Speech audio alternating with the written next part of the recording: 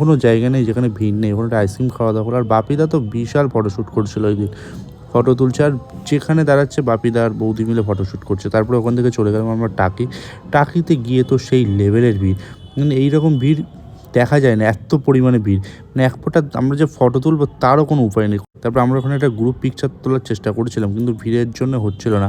তো অনেক সময় দাঁড়ানোর পরে সবাই মিলে আমরা দাঁড়িয়ে একটা ফটো তুললাম।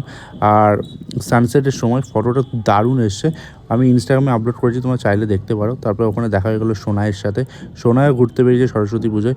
তারপর বাপিদা আবার দেখো ফটো তুলছে, আবার কীরকম নতুন পোস্ট বের করছে বাপিদার কাছ থেকে আমাদের পোস্টগুলো শিখি মোটামুটি। তারপরে আবার চলে আসলাম সন্ধ্যেবেলায় অদিতির বাড়ি। সন্ধ্যেবেলায় আমাদের ঠিক হচ্ছিলো যে রাতের বেলায়, তো রাতের বেলায় খাওয়া দাওয়া করার জন্য সেখানে মিলে প্ল্যান হয়ে গেল যে রাতের বেলায় লুচি আর হবে।